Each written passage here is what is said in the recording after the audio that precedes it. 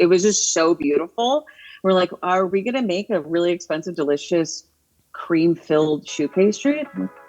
Yeah, that's what we're going to do. And it kind of totally took off. And it was just one of those desserts that we weren't really expecting to be such a signature, but now it's something that like people are like, oh, the Paris-Brest. Yeah. People just go to the restaurant and sit there and just have that, which I'm very impressed with.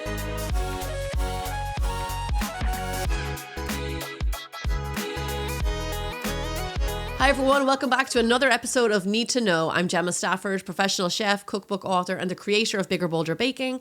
And as always, I'm joined by my culinary director, Ami Shukla, who is my partner in crime. Go on. I didn't have any good ones today. I know. How you doing? I'm good. How are you? I'm good. I am a little bit sniffly, as you can hear in my voice. I sound like my mother. You sound wonderful. Thank you. Well, then let me take it away with hot from the oven today. Gemma, I just recently saw something on TikTok, and it was this group of high school girls who posted this college rejection cake. Have you heard of this? I saw the video. This was... I have a few things to say about this video. Okay. One of my favorite things when I start looking at some of these videos, do you ever scroll through the comments? No. Okay. Well, let's first tell everybody who hasn't seen what this is. So there are these girls who, I know it's been very, very hard. This is all over the news. It's really hard to get into college lately. There's like so many accomplished young people trying to get into colleges, and there's a lot of rejection going on. And so these girls decided to celebrate their rejection by baking a cake and then making these little flags of like the colleges that they got rejected from. And they all start sticking flags into these cakes. Like, I got rejected from this college. My name is this. I got rejected from this college. And it sort of embraces and owns and sort of empowers this experience of, this has happened to all of us. I do believe there's a follow-up video where they do the same sort of cake where the ones they've got accepted to, which I looked for and couldn't find, but I hear that exists. Oh, I'd be interested to see that. In case you want to see like the follow-up, in conclusion where they're going. But when I was looking at this college rejection cake video, I started scrolling through some of the comments. So I did notice that this cake was unfrosted and sort of sunken in the middle. And someone had said, well, it looks like the cake got rejected by the oven. Oh my gosh. It did. I have to say, it did. It was very pale. Yes. It didn't actually look like it went in the oven. No, but I felt like it was really appropriate for the thing. Yeah. That they were doing. It was a bit of a sad-looking cake. Yeah. But it was so delightful. And these, they just seemed like they were together and having this collective experience. And sometimes, it's hard. Pain can make you feel alone. And here they were sharing this wonderful, not wonderful, but sharing this experience and turning it into something sort of wonderful. It was a great video, I have to say. As far as TikTok videos go, I have to say I really enjoyed it. Yeah. Two things. Those girls look 14 years old. Oh. Like, I do not think they should be going to college next year. I just think that we are old. But you're like Lila's 15, right? Is she? She's 15. Yeah. Even I think they're younger than Lila. But anyway, I have to say, I am curious. There's a girl in it. I think her name is Sharon. Yeah. And she applied to like Dartmouth, Yale, Harvard, lots of Ivy League schools. These are clearly some very bright and accomplished. I'm going to have to find that video because I want to know where she ended up. Yeah, absolutely. She showed up so many times that she got rejected. I know, poor thing. You should have done what I did, which was choose the course with the least amount of points to get in everywhere, which is culinary school. Yay! Well, with that cake, I don't know.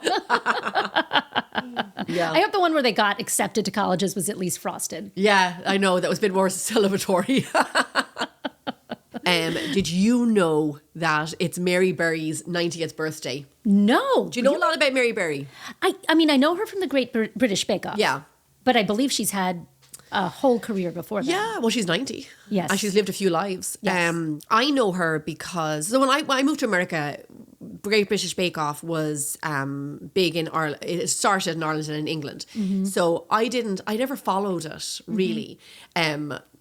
And then I never watched it when it came here. So I never, like, it's a great show. I have to say, like, when I go home in the summer to see my mum and my dad, I'd watch it. It's as we all know now, 15 years in, because it started in, like, I think 2010. Mm-hmm. It's upbeat, it's fun. It's even though there's some loss, it's not really like detrimental loss, and it's a really fantastic show. But before that, growing up in Ireland, I watched a ton of cooking shows on the BBC, on Irish TV, with Delia Smith, Darina Allen. Mary Berry was on there also. She was just one of these ladies who like made cakes and had like her TV show. So I'm familiar with seeing her on TV. When I looked into it prior to the Great British Bake Off, she trained to be a chef in Paris at Le Cordon Bleu at 17 years old. Wow. That's insane. Like all that time ago. And a female, you know what I mean? I think that's just incredible. She was a food writer in the 60s. She's written over 70 books. Has she really? 70. I wrote 2 and I'm like, I'm done. And I'd say it was because while she wrote, while she was a food writer, do you know Hamlin Books? No, I don't. It's it might be a British publishing company, but they make these really lovely books. When I was young, I would buy them all the time. They're really colourful. They're easy to read. Great recipes. I mean, she wrote a lot of books for Hamlin. If you ever like see those, and honestly, they're like not that expensive. I just loved them. And they have all the topics, savoury, sweet, whatever it is. I mean, Mary Berry, since 2010 has been the host and the superstar kind of Great British Bake Off. She turned 90 and she did a photo shoot with Vogue. Oh, yeah. Wow. All the photos, she featured like a cake. She was very done up, almost like she was going to the races. Like in England and Ireland, you get really done up to go to the races, like big hats and everything. She looked great. Oh, I really have to check that out. Like more power to her. Like, good for absolutely. her. One of her most popular recipes that was published in 1960 was a lemon drizzle tray bake. Now, the term tray bake or tray cake is something that I'm familiar with, but I kind of never realized that it didn't transfer over to the US. And I think now, because of the popularity of the Great British Bake Off, people are kind of like, what is that? But I do remember coming to America, and since, not when I was working as a chef, but doing the website. And probably when actually I started working with you and we're like, let's do sheet cakes. Yes. Yeah, I remember doing that with you. And I literally, you could have been talking a foreign language to me. I was like, what is she talking about? What's a sheet cake? I had no idea. Right. Now, today, I think sheet cakes are the best thing ever. Yeah, well, they're really great. And I actually I have this feeling, every now and then some old recipe or an old idea comes bubbling up in my consciousness. And even about a month ago, I started thinking about tray bakes and sheet cakes. And, these things are so simple and so wonderful and so sort of easy and summery, and that now here we're talking about it with Mary Berry's tray bake, and I feel like it's such a basic jumping off point where you can make it really simple, you can go really fancy. I feel like tray bakes are going to be the new thing of the season. For sure. You don't have to decorate them fancy, but you can. Right. And here's the thing that I like about tray bakes. There's no like leveling. Yes. There's, different decorate. You're not decorating sides of stuff. It's all just flat. Like give me a flat surface. Yeah. But the difference between, let me just clarify, the points that I'm getting at is sheet cake is cake, always. Right. Tray bakes in England and in Ireland, they can be granola bars. It can be the lemon squares. Kind of like the way you have bars here. Right. Ed Kimber, who won the Great British Bake Off early on, he did a book about tray bakes. But it's just the same idea, but then you have, it opens you up to a world of, cookie bars, brownies, stuff in just that tray, Yeah. But have fun. I love it. And I have to say, we're going to be, we're heading into wedding season soon. And one thing that I'm hearing is very popular with weddings that we'll talk about in the future is sheet cakes. Oh. Which I'm like, sign me up. Just give everybody sheet cake. Yeah. Fantastic idea. Why didn't I think of that? So, that what we did recently, the jam and the coconut cake. So, I was telling Ami that when this recipe came up, I was like, oh, that's what I grew up with. Yes. It's super easy. It's Madeira sponge, jam, and Mary Berry would for sure know one of these. I actually think she has a recipe. Raspberry jam and shredded coconut on top. And it's a tray bake. And you can be done in an 8x8, whatever. We did ours in 8x8. Those kinds of cakes, they're so simple. They're meant to be had with afternoon tea. So keep an eye out for that on biggerbolderbaking.com. And lots of other granola bars. Yeah, delicious. We have sheet cakes too. All we don't discriminate. All the bakes. And now it's time for In the Mix. And today we're going to be talking with Chef Michelle Palazzo. She is the director of pastry operations for New York City's Frenchette Group, which includes the award-winning restaurant Frenchette, as well as acclaimed sister establishments Le Roc and Le Veau d'Or. She's also a master of using seasonal fruits to create desserts and pastries that New Yorkers adore. Hi, Michelle. Welcome. Hi, Michelle. Nice to meet you. So, Michelle, I've read that you got hooked on baking when you were a kid.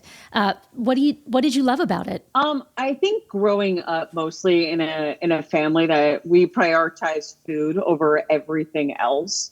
So I think that's where like that fascination just with food in general really came about. And especially like after church or whatever, we would go to these like Italian bakeries and just sit for hours and kind of just talk. My grandmother grew up in a bakery, so she was always baking. So it was just kind of ingrained at a very young age to just be baking constantly. And I grew up in a very also creative family. So that as an outlet to be creative was very encouraged. And also, obviously, then we got to eat all of it, was very encouraged in my family. So that was just something that it felt very natural. And at a very young age, it seemed like that was kind of going to be the pathway towards like what I was going to do with my life. And it was very encouraged, I was lucky. Yeah, I relate to that on so many levels. That's like, I feel like we could have grown up in the same household. So how did you turn your love of baking into a career? Well, with being young, my mom was like, hey, if this is something you want to do, let's shop around. Let's go to culinary schools and like see what we wanted to do. I was definitely that kid that grew up in like the Emerald Lagasse, Julia Child. I would watch them all the time. So my parents were very encouraging of being like, all right, we'll go to culinary school. I would like you also to go to college. So culinary school was kind of my first choice. And I knew I wanted to do it in the city. Obviously, I grew up in Long Island, so it was a quick commute. And I knew that there was just so much opportunity here for me to learn as much as possible. So I basically went to culinary school. While I did that, I also went to college and then would just kind of take any job that would have me, that would work around a student. And I feel like that got me involved in some really interesting dynamics in kitchens in New York specifically. And it's those initial jobs that I had as either an intern or just even like, oh, I'll help cook or do anything with you is kind of how I got set up with my current job. So it's like all those little connections, and I kind of evolved into this like full blown career at this point, which I feel very, lucky to kind of have gotten. Absolutely. Michelle, there's one thing I noticed because I follow you on Instagram. Your desserts are so creative and the flavor combinations are so unique and like just when like it's not something I think of. Like I look at some of your like signature desserts. Correct me if I'm wrong, but the Paris-Brest, pistachio Paris-Brest, like cherry souffle. What from what I have two questions because when I'm going to ask you what people always ask me. I'm going to ask you first, like from what you make today, what is your favorite creation? But then also after that, people always ask me, what do you love to eat? Like, what's your favorite dessert? And mine is such a different answer. So I'm wondering, is yours the same? It's funny. I love making dessert. I don't like eating dessert anymore. Like my go-to for things for that when I have a sweet is just like either a chocolate chip cookie or even just like straight up candy. But I love making and being creative with sweet components. And what I love to make is French influence based pastry. So when it comes to like either a souffle, we change those very seasonally. But our Paris-Brest is kind of what started it all. That was kind of the first signature dessert I've ever had. And it was a lot of, traditionally that dessert is made with either like hazelnut or, in caramel. And we really wanted to kind of showcase something a little bit different. And we got this batch of like pistachio paste that was super vibrant, and like Sicilian pistachio paste it was just so beautiful. We're like, are we going to make a really expensive, delicious cream filled choux pastry?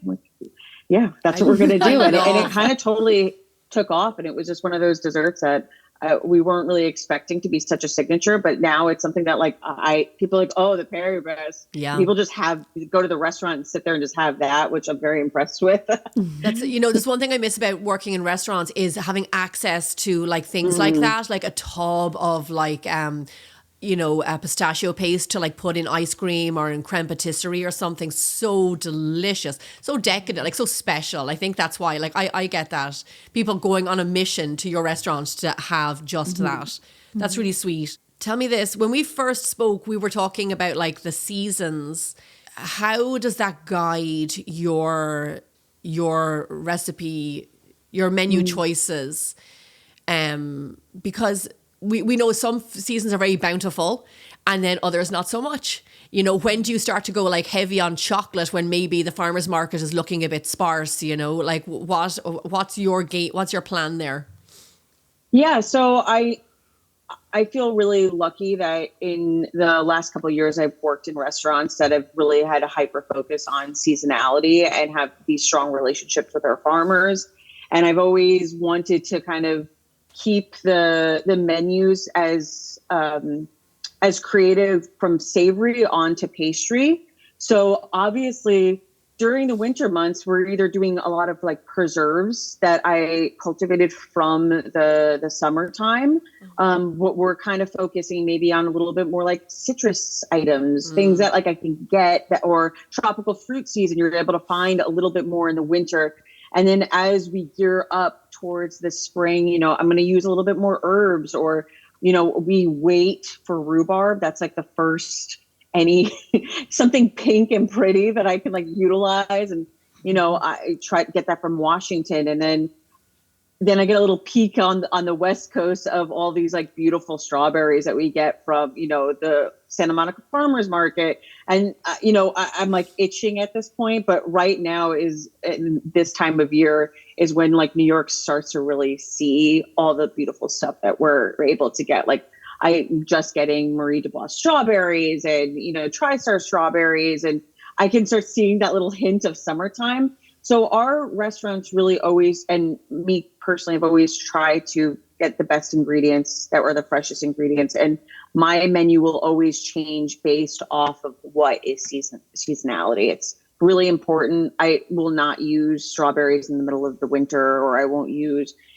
stone fruit in the winter. It's just not something that I'd rather be creative during that point and use other ingredients to kind of showcase the winter time and allow the summer or the spring or even like the late fall to really like shine of like what is in season at that point. I'm a very good menu reader because I used to write menus and, working in restaurants and stuff.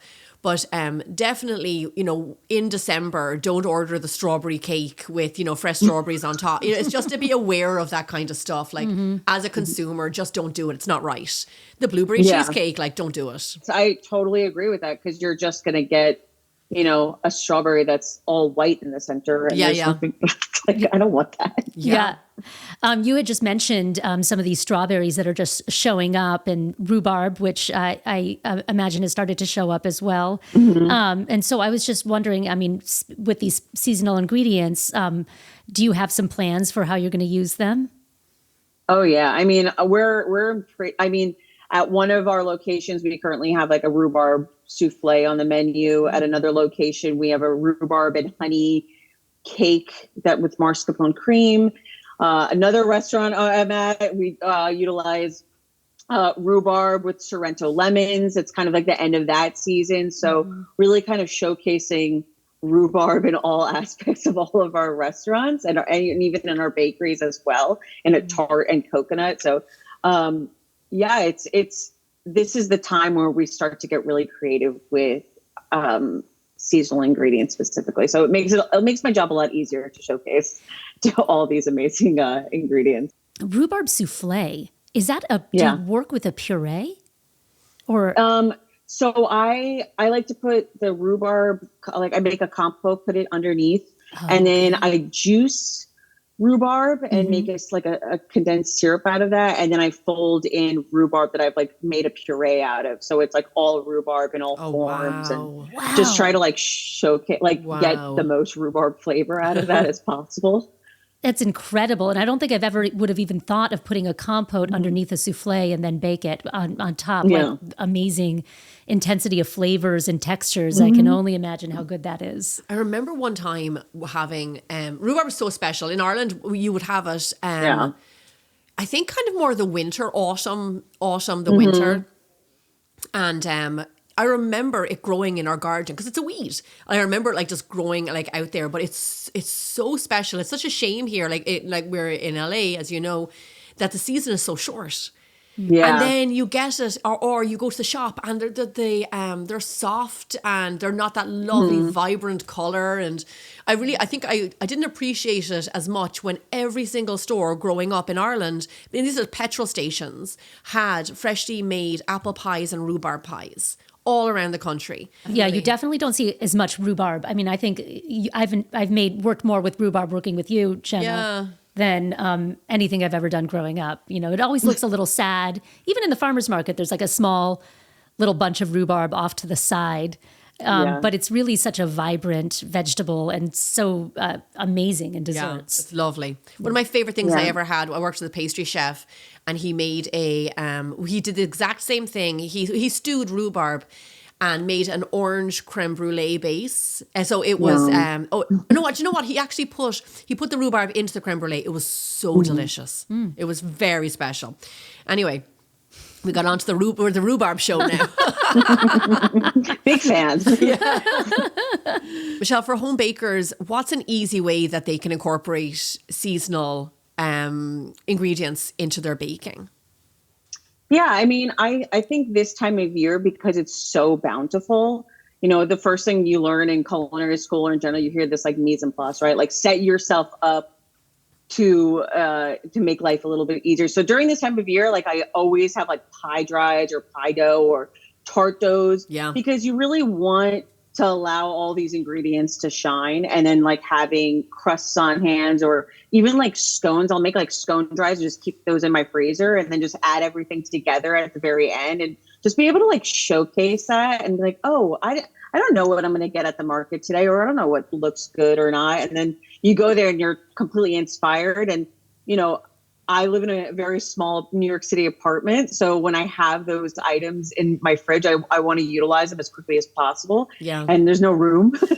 So having those little items on hand that I can just quickly grab and just like showcase this like beautiful, like I know that we're going to get these beautiful like plums in a couple of weeks. And I'm waiting for them. Those like those tiny little like French plums that maybe in New York, I get them for like a week. So I'll make like a specialty tart or something like that. So just like having all those items on hand is kind of a little trick that I always recommend for home bakers specifically. We often say this, Ami and I, because we always have pie crust in the freezer. Pie crust. And then after we just did a big shoot a few weeks ago for our content for the next season. And crumble toppings. I'm always saying this to people, crumble toppings. And then one of my favorites, so I'm a huge crumble fan.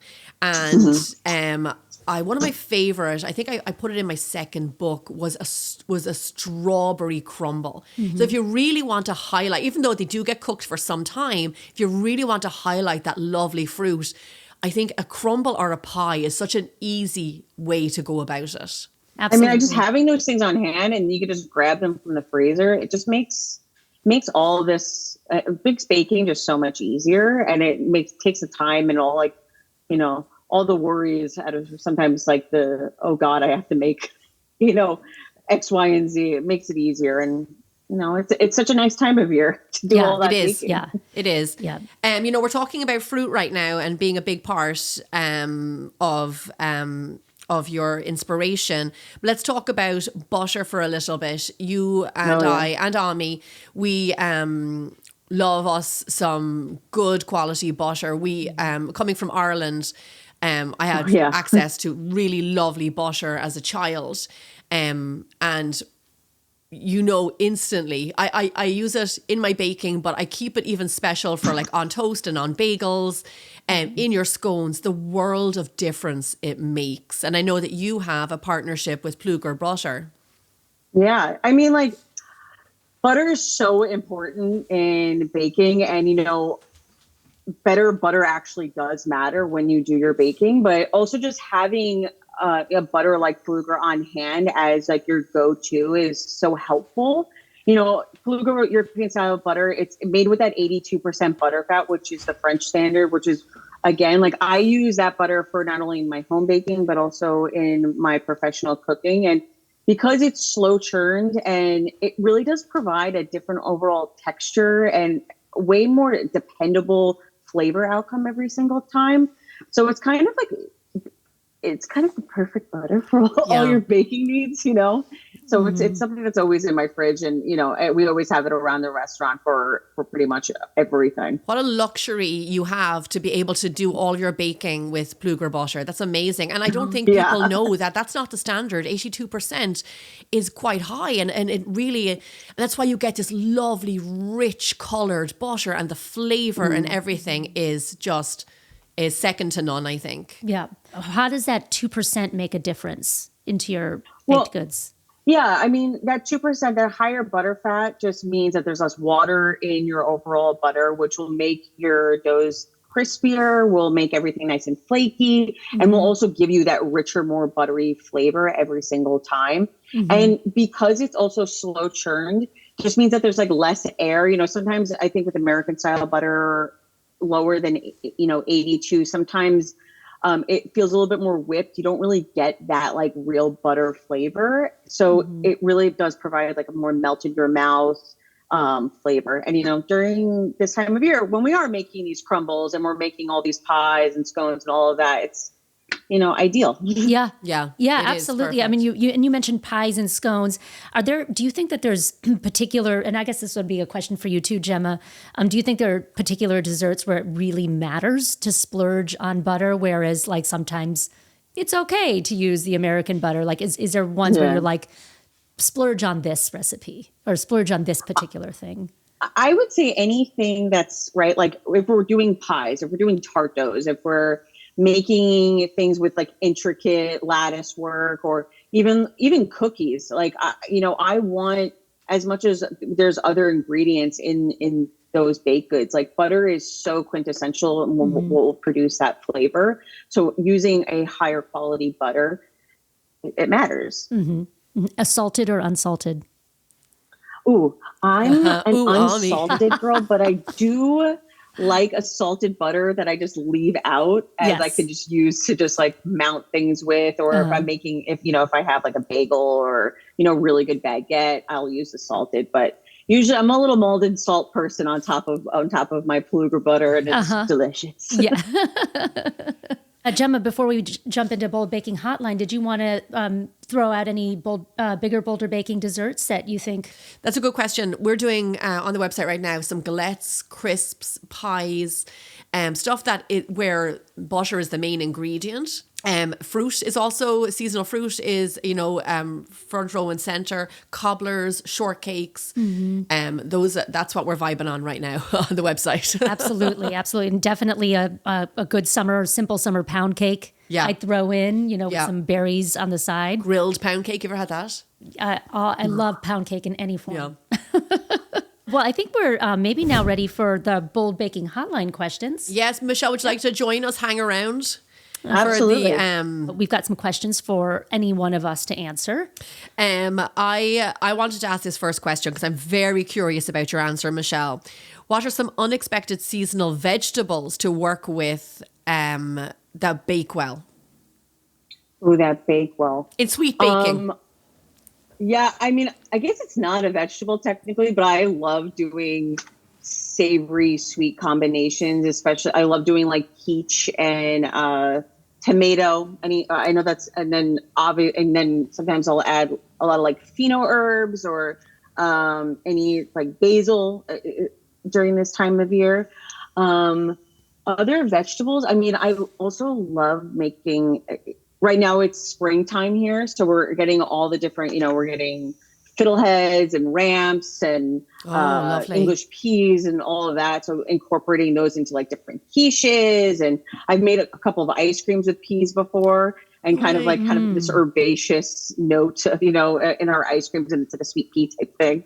But lovely. Yeah, that's kind of what I'm most excited about. Yeah, lovely. Yeah, peas are a great idea. Those early spring peas are so sweet. Mm-hmm. I love quiche. Yeah. A savory quiche. Yeah. And even corn, which is technically not a vegetable either, but works so well. Yeah, no wonder George loves it so much. It's mostly sugar. But yeah, like corn pudding or a corn pudding. souffle. You could do corn and ice cream. The spoon bread, like those kinds of things. I'm all about that. I love savory baking. Yeah, for sure.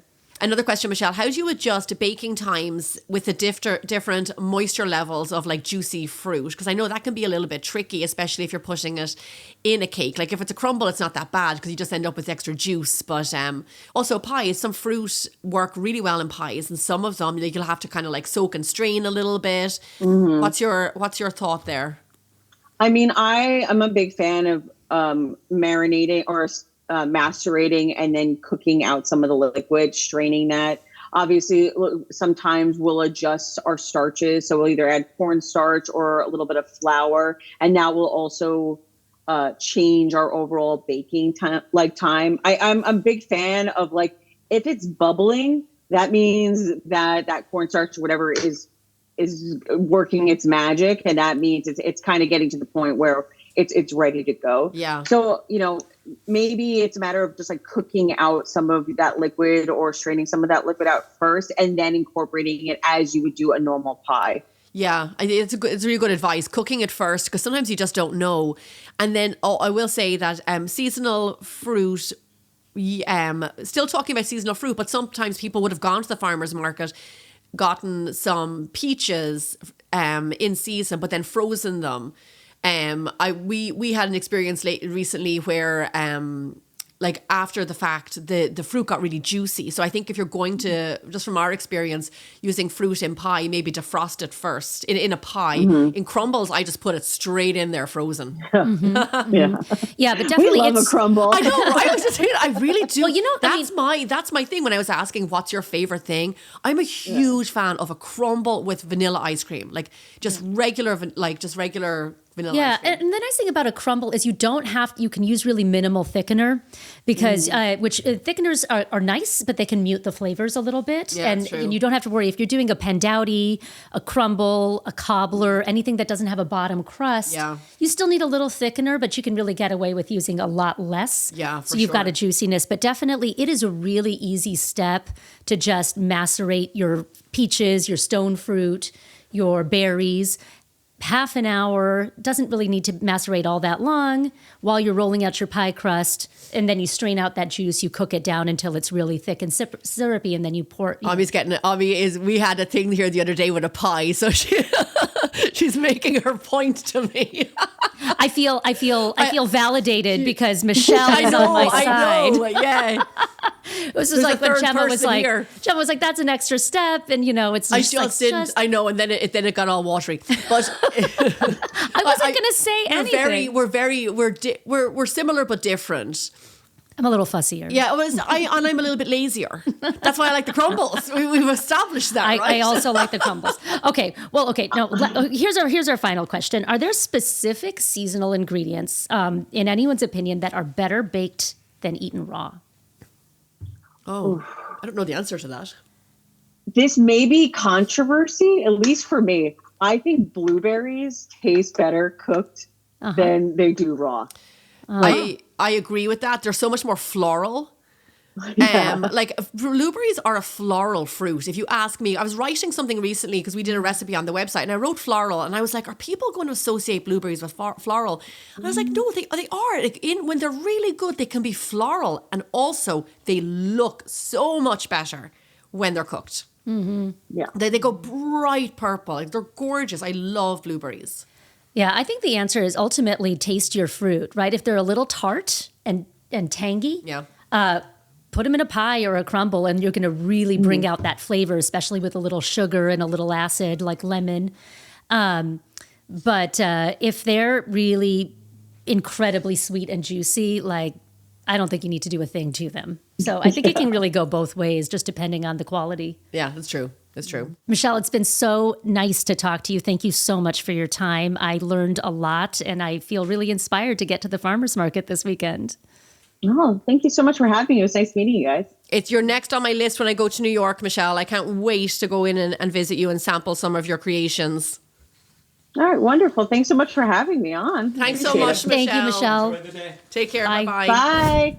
And that's it for this week. Thank you so much to Ami and to Michelle. Definitely hit up Frenchette the next time you're in New York City. And thank you so much for listening. And make sure to like and subscribe wherever you listen to podcasts. Thank you so much. We'll see you soon. From HRN and the Bold Baking Network, you are watching the Need to Know Baking Entertainment podcast.